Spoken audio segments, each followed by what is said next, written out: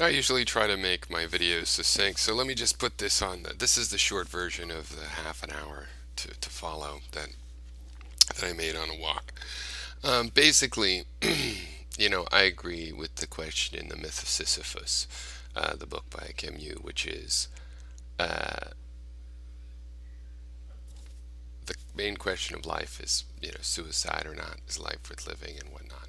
I believe the world's essentially absurd, but that we can make a sphere of space that is the way that would be as close to utopia as we need. We can get rid of war and slavery and a world without war and slavery that still had nasty weather and failed love affairs and things like that would be fine for me. Those would be acceptable and even desirable kinds of struggles to have that would not interfere with the worthwhileness of life. I don't think it would be a utopia, but it would be a sustainable topic. So that's basically what I say in here, discussing a video by Thou Art That and Mentam's response. But I do so on a walk with Lily. Lilikoi, which is the Hawaiian name for passion fruit, by the way. So yeah, I don't really have a good idea of where the camera's pointing, but that's okay. I think I'll film more of a walk instead. So I watched a video today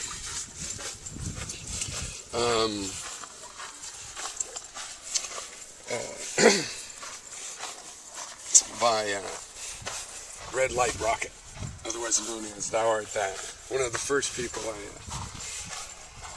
I watch vlogging on YouTube, and also a response by Mentam. And the subject was sort of the fall of religion. I thought it was an interesting point with that Thou Art That makes, that the death of God, sort of something associated with Nietzsche, right? God is dead. That Christianity brings that. This is a point this is a point about Christ that Nietzsche makes.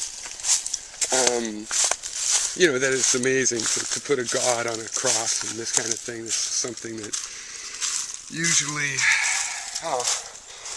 you don't see a lot of it in theism. Lily, stay around.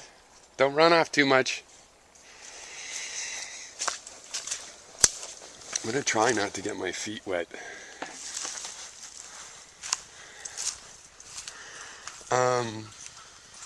And that, anyway, maybe that's the point. God actually did die in the West. Lily, I'm over here. She's like, well, I'm going to go show the way. We haven't been this way, Lily. I have a feeling I'm going to get wet, though. Where are you, Lily?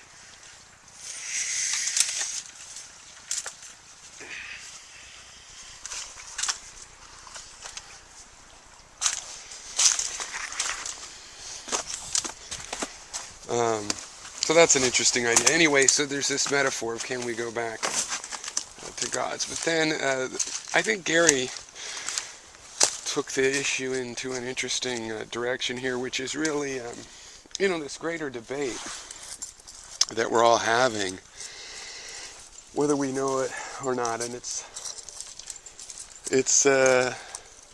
like in the Myth of Sisyphus by Camus, he starts off with this, that the only really relevant question of philosophy, maybe psychology, religion, and everything else is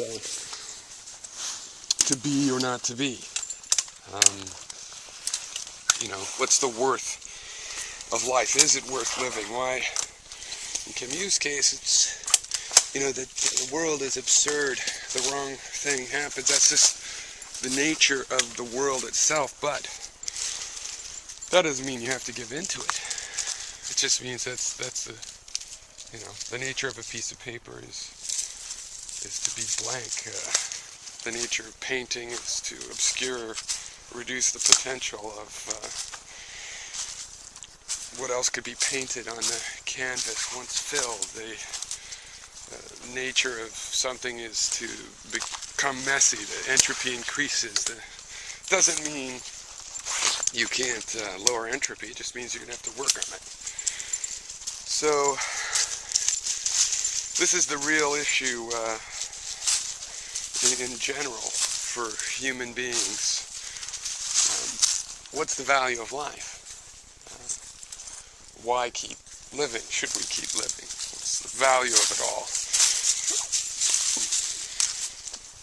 Now, my disagreement with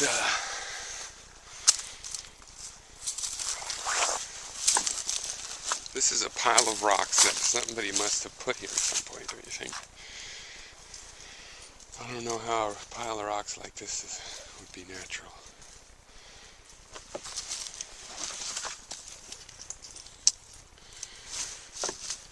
So I was thinking about, what is... I think the world's pretty screwed up. And I can't say that there is reason to go on living. My position has been that it's a personal decision. And that leaves open, what is my personal take on it. And I'm feeling pretty cynical about it. But I think the fundamental difference, the reason I don't make a conclusion like the anti-natalists make, well, first of all, it's much more personal to me in the sense that if I came to that conclusion, I don't know why I personally would go on. To me, if I decided that life should end, wouldn't stick around for what I consider a very unrealistic idea of convincing all life to end. A lot of the life that would have to end is beyond convincing. You can't convince the animals of the forest to willingly stop procreating. So it would become the question of my own personal suicide. So that makes it a very tangible decision. That's something that isn't just made in the abstract. But more to the point of the matter, it's that as a system analyst, looking at the pieces out there, like Gary in his video was going on, it's like, hey, you rearrange the pieces of a Tyrannosaurus Rex, you're still going to have, some sort of a vicious eating machine. That might not be entirely fair to the Tyrannosaurus Rex, but metaphorically, I think we understand the point of that. It's pretty good way of putting it. If the issue then is, well, among people, do we have the necessary ingredients, even if there's certain parts of the ingredient that we're going to not use, to just throw to the side? Is there enough ingredients left over to make some sort of worthwhile, if not utopia, just something worthwhile, worthwhile system? And I have always felt that yes, the pieces are there. There's compassion and interest, and I see good elements, potential elements, but they're in a really tiny minority. It brings up the issue of that brought up of that maybe we're at a speciation event, a moment in history where a new species is going to be created. Now, I think that's kind of a tricky one, because I believe evolution is gradual and there's punctuated moments, but they're not that drastic, right? It might be 1,000 times faster than the regular pace of evolution, but that's still, you don't just have a baby born and now it's got wings, So I wouldn't look for some, I think it's kind of arbitrary when you want to say, oh, the new species was born. For example, how do we know we didn't already have speciation? If human beings are only a couple 100,000 years old, that's not a very old type of an animal. in evolutionary and geological time, that's just a blip and that's a moment. So who's to say we are a species yet? I mean, I think, um, thou art that brings up the transhumanism issue. And I've been thinking about this a lot for many, many years. And I think we already are transhuman. I mean, every group of humans on the planet wears some kind of clothes. That's technology. That's technology that to survive, you have to learn how to make some external device and apply it to yourself. That's already transhuman. In other words, maybe there's no such thing as humans per se. There's really just trans chimps. Where our brain is projecting itself into the world, and we manifest after that visualization tools of survival, and we require those to survive. We're already half technological. Here in the 21st century, back in the 20th century, it might seem like, well, no, I'm talking about when you implanted a bolt in your head. Well, what's the difference, really, in the grand scheme of things, between needing clothes and, for that matter, needing other tools, stone tools? We can't survive without those things. A survivalist has to go out and start making tools out of nature to survive. You can't just go out as a human being the way a dog might go out and find a cave. And like Lily, she could survive in the wild probably. Just go out. She wouldn't have to make herself any clothes or anything. She might not make it, but there's a chance. Whereas with humans now, we're already dependent on that. So that speciation event is we are that, and we can't be at the end of it because we just haven't been around really that long. And it seems like we killed all the other hominid apes, and that was a part of this mystery, and that sort of argues for Gary's view of we're not the kind of creatures that could ever have the kind of situation some of us long for. But I just bring up, well, then why do we long for it? Where do we get that desire? Why do we hope for that? Why do we have that pretty lie if it's a lie? That's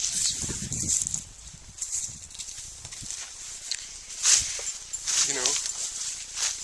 Where does that desire come from? It looks to me like something we could possibly build.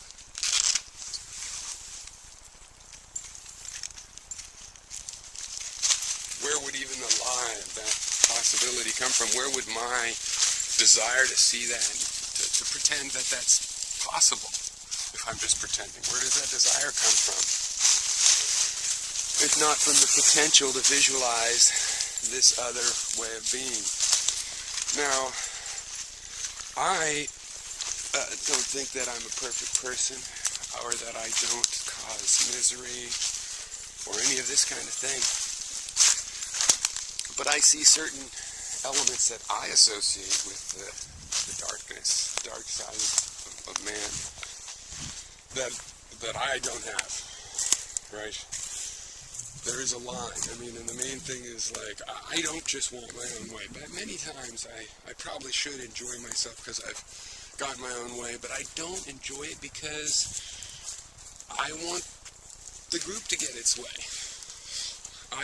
I don't want to have an argument with a group of people about what movie to go see and just get to go see the movie I want to see. I want to go see something everybody wants to see. If I've decided to go to the movie, there's that wetness. Huh? I need to get some fruits. If I have made a decision to go see a movie with a group of people, I'd rather see the movie that is the closest thing to a consensus and a majority rule than just see the movie that I wanted to see. I don't want to get my favorite music on at the party. I want to get music that everybody's going to enjoy. I want it to party. Now, that doesn't mean to say that I'm not a selfish person. It's just that if I really want to see a particular movie, I will go see it alone. Or I will say, I'm going to this movie, and I will look for people that also want to see that movie. Squirrel. Right? I will separate out that urge. I don't have an urge to dominate others. And when I get all loud and aggressive with people, it's usually to stop them from trying to dominate me. And I'm not trying to dominate them. I might be trying to get them out of my territory. Now, is that enough to ruin our chances for happiness? You know, the fact that, yeah, I'm territorial enough that I'd like to have my own space sometime, that I'm not going to go do what somebody tells me to do. I would rather, go do my own thing and be alone and find my own thing. I think that, no, I think when I do the system analysis, I see enough space and room that if, people, and also for that matter, in my experiences, I'm 46, my experiences with other people, I've seen that there's room for happiness and coexistence and for people that have their different interests, and I prefer that. Like I was just saying to Forever Wolf Films that, we have had some serious differences. Some were shocking, right?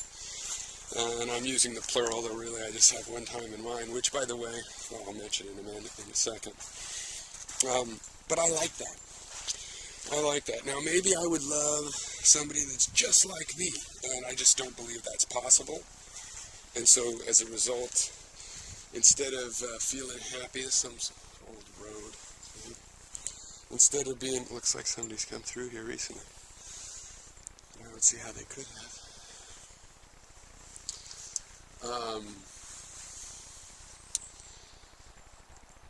Maybe I just don't think it's possible, and so I distrust when it seems to be the case. Somebody seems to just be so simpatico, they have all the same likes and judgments as me. I don't trust that anymore. I never really trusted it much, but I definitely don't trust it anymore. So I would like to see some differences. I can only believe in the compatibilities I see if I see certain differences. And by the way, for Forever Films, the thing that shocked me was, if I got this right, you were blaming Derived Energy's parents, and I found that shocking. But I embrace your right to have that opinion, and I also take it in a good faith. I know you didn't mean that in any way I would think of as a bad character. And I know there's probably some emotionality to it, but I'm not just writing it off like it's not your real belief. I believe that was your real belief. I do believe I probably didn't understand your point particularly well, but I think the part I understood was shocking, and because I asked you, what, do you really? And I appreciate your honesty in that regard. So I've wandered in a circle. Makes you wonder if I'll find my way back home. Look, still some icy spots.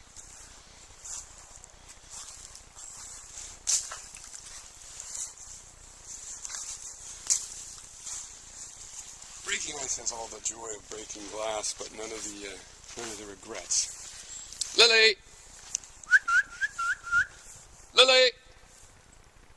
Come on here, dog. Lily!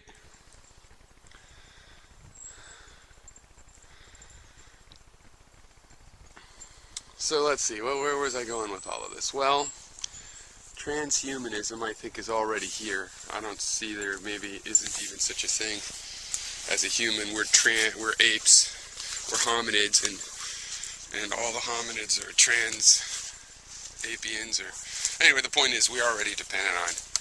It's like what's going on is we're realizing we're dependent on technology. It's not that it's just started to happen. It's been happening for hundreds of thousands of years, a couple million years actually, I believe.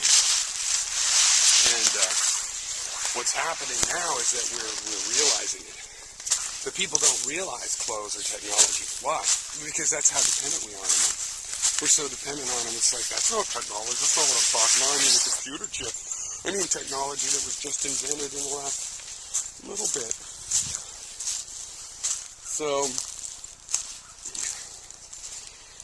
that was one part of it. And the other part of it is like, why, I wouldn't describe myself at the moment as very hopeful. I think the chances for a human race is somewhat slim, but maybe that's more than enough of a chance. Because when I look at the system analysis, the parts that we have, the technology that we have, you know, the things that are supposed to spell our doom, whether our intentions are good or not, I don't believe those things. I mean, we're not bound to overpopulate.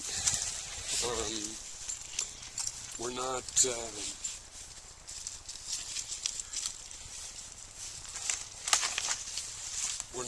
Technology is not automatically poisonous. The only issue is, will the majority of human beings prove too savage?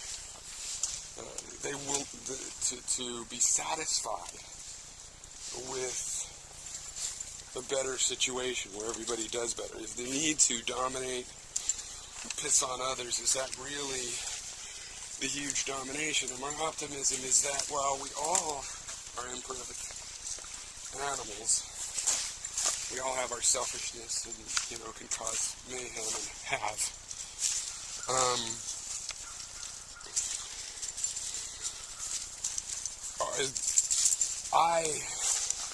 I don't think most people really are that way. I believe that it's a minority, a particularly greedy. Well, basically, I believe narcissistic personality disorder and the antisocial personality disorder used to be known as psychopaths. I think that is a cabal of minority that most people would understand as criminal. And that they run the show, that they have it all bagged up, all that has to happen in order to put an end to that is for people to stand up against and recognize. You know, right now, people vote for the narcissists and think they're voting for community-oriented people. They vote for the psychopaths and think that they're voting for ingenuity. But they're just being well manipulated. And as far as I can see, they're learning more and more rapidly. Now, one last thing as Gary brings up is, okay, let's say we figure out how to do it. We're going to have the nuclear physicists are going to pick up garbage because they pull that out of a hat. And that's the fair way to do it. Well, I have two answers to that. One, I think there's plenty of people that don't want to do nuclear physics. And I've always thought that perhaps, you know, if you have the capability to do something that you enjoy doing, you ought to just make a living wage at it. And if you're willing to do something nobody wants to do, well, that's what the market should pay more for. But there's some paradoxes built into that. I mean, not everybody can be a doctor. And obviously, if we're just going to rely on the market to solve that problem, well, we have the solution right now. And your stupid middleman banker is going to make more than your garbage man. I'd rather have it be the other way around, personally. Now, the other point is that, well, robots. I think we might be able to create automated systems that do garbage collection, clean houses, stuff like this. So that's new in the mix, is that, well, is there a solution to this problem where we can have a sustainable system, you know, not a utopia, but a sustainatopia, you know, where people, you know, will have our miseries, we'll have our lost loves, you know, tragic deaths, But it'll be from things like, climbing a mountain you wanted to climb, and trying to, pursue a romance that didn't work out.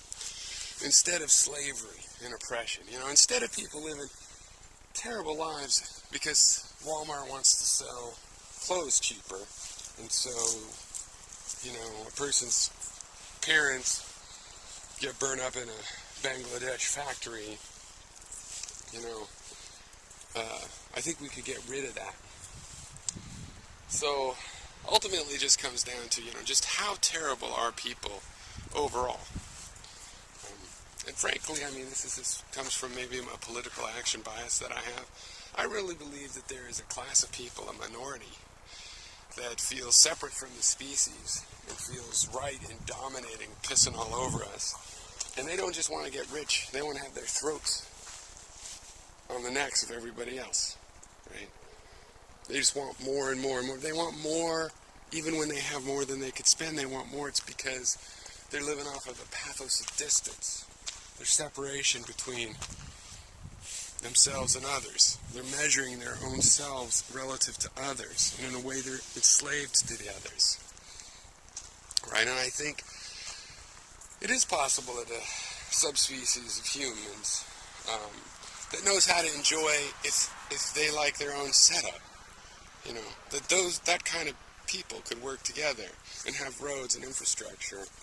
And some of us, have snowmobiles, and some of us go swimming, and some of us hike, and some of us stand in the forest and paint. And I still do think that is possible. But there might be a great big war before such a day comes, and the people that don't want to live that way, who knows what kind of a murder-suicide kind of situation we might get in with those people, especially since that seems to be who dominates the resources and control of the resources of mankind. But I say seems to dominate because I'm not sure of that. Just like the real power, I think, is in the hands of the many, but they aren't using it in concert. Most of the resources are still in the hands of the many, but they don't use it in concert. What we see used in concert is the big, giant bank accounts of multinational corporations and whatnot. But really, who are they dependent on? Where are they getting their money? So the resources and power really is in the hands of the many, and the question is going to come, is it possible for those people to become enlightened? And by enlightened, I don't mean better people so much as just smarter. People voting for George Bush because he seems like he'd be fun to have at a barbecue might want to realize it probably wouldn't be fun at your kind of barbecue. You probably wouldn't enjoy his company at a family barbecue. And so by enlightened, I just mean, people that see more light on the things that seem obvious to so many of us going on around everybody. I don't think it's necessary for people to agree with me as to what's going on.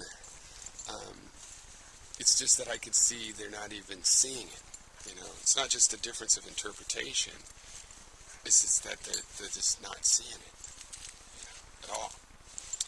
So, I don't know. I don't know if humanity can make it, but I do feel sure that it's possible. The physical laws of technology, that's all possible. Human nature is multiple. There's certainly people that could do this, but how will they find each other? How will they know? How will they stay in a healthy mode? How will they not lose it?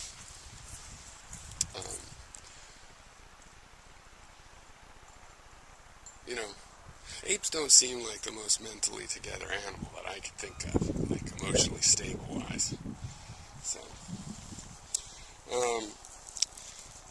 but I'm still here trying to have faith in all of that, because I do see a possibility. But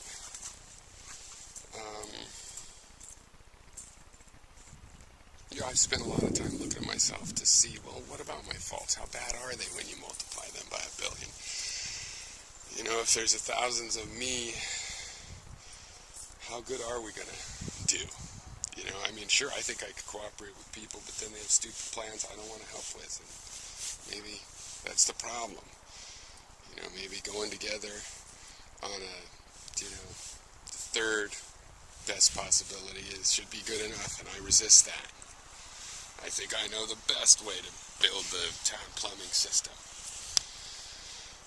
But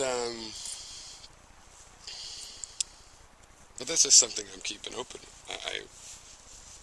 I don't think that is the case. I think that I'm quite willing to to make a group plan and commit to it, and to see it all the way through to the end, and to accept the lessons from it.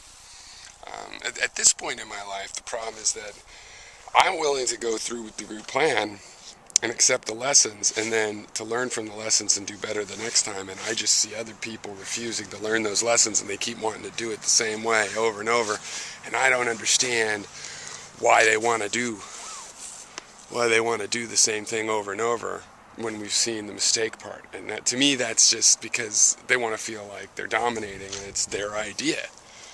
And so that's sort of the feeling that I'm battling. And in my own personal life, that means that, well, we're going to have to do things more Piro's way now. And so maybe I'm just slowly arriving at being a part of the problem. So, anyway, that's my thoughts on it. I did get lost. Did not get lost.